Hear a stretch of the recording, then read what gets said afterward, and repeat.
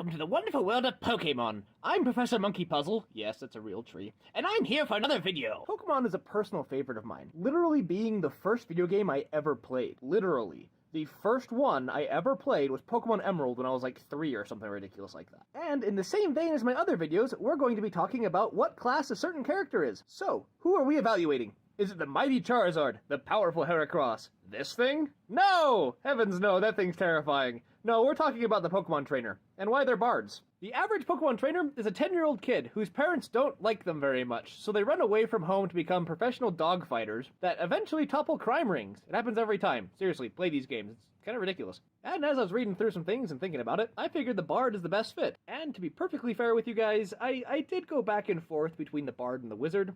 But I did finally settle on the bard, and here's why. First, to consult the player's handbook, the music of bards is an attempt to snatch and harness, which is just like snatching and harnessing Pokemon to forever fight for you against their wills.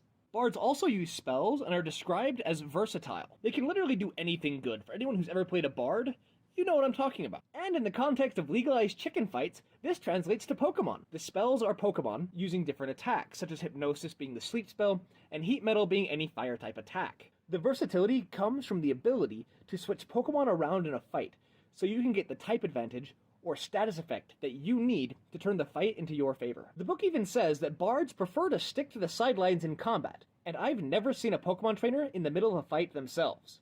Freaking cowards. Bards also have a class feature called Ritual Casting, which is just like the old HM mechanic.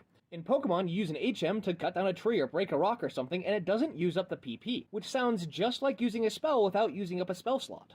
One other thing about Pokemon trainers is that they're able to befriend anything, even this monster, which means they have to have a high charisma. Charisma is also the recommended highest stat for bards in the quick build section. And finally, going back to the player's handbook, it says a bard's life is spent wandering across the land gathering lore, and living on the gratitude of audiences. Only rarely do bards settle in one place for long, and their natural desire to travel, to find new tales to tell, new skills to learn, and new discoveries beyond the horizon, makes an adventuring career a natural calling. Entering long, forgotten tombs, discovering works of magic, deciphering old tomes, traveling to strange places, or encountering exotic creatures, which is just Pokemon! And considering just how much the Pokemon trainer is traveling around, getting gym badges, going into dark caves, this really, really fits. All of this is why I think that the Pokemon trainer would be a perfect bard. But what do you think?